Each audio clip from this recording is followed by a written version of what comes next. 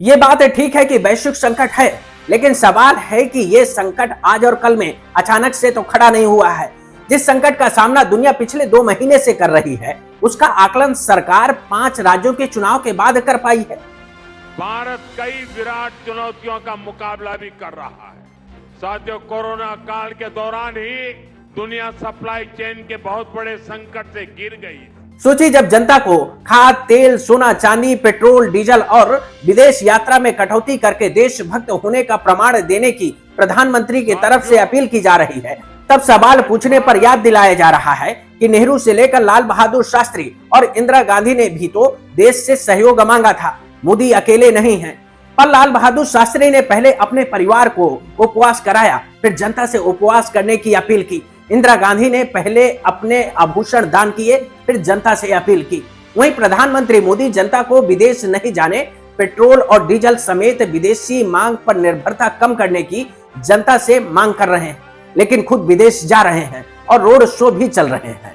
ये हाल तब है जब जनता से त्याग की मांग की जा रही है। हमें तय करना होगा कि जब ये संकट का काल है और हमारी देशभक्ति हमें ललकार रही है, तो कम से कम 1 साल के लिए हमें विदेशों में जाने की बातों को टालना चाहिए। ऐसे में तुलसीदास की वो पंक्ति याद आ रही है कि पर उपदेश कुशल बहुतेरे।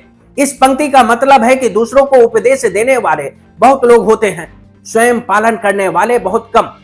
और ये कहावत प्रधानमंत्री मोदी और उनकी पार्टी पर फिट बैठती है।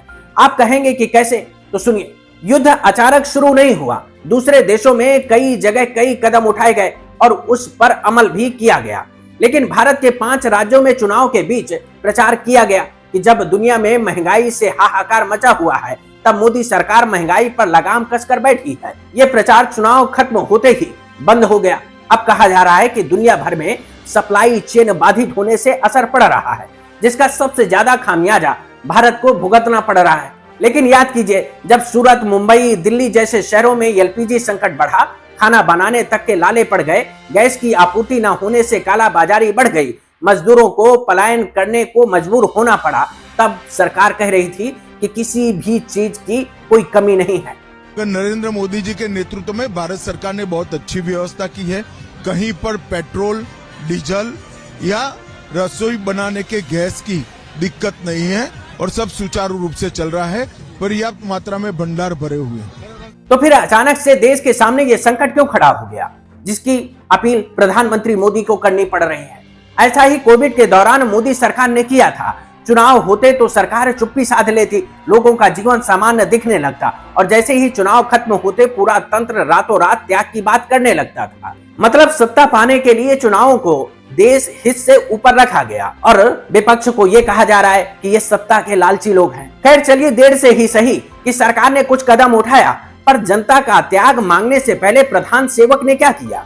आज पेट्रोल डीजल बचाने का उपदेश दिया, कल सोमनाथ मंदिर पहुंच गए, जहां एयर शो का मजा लेते सरकार दिखाई दी, और उसके बाद रोड शो। सोचे, सरकार बच्चों के स्कूल बंद करके ऑनलाइन क्लास चलाने, ऑफिस की जगह वर्क फ्रॉम होम करने, लोगों को पब्लिक ट्रांसपोर्ट का इस्तेमाल करने वरना एक दूसरे के साथ चलने की सलाह दी जा रही है। पर सरकार और सरकार के लोग अपनी शान शौकत में कोई कमी नहीं रहने देना चाहते हैं। सोचिए, सत्ता की ताजपोशी का जश्न मनाने और ताली बजाने के लिए देश के अलग अलग राज्यों से अलग अलग जहाज से मुख्यमंत्री और देश के प्रधानमंत्री शपथ ग्रहण में जा रहे हैं। जब देश के लोगों से बचत की बात कही जा रही है, तब सरकार जश्न में तेल को उड़ा रही है। ये हाल है।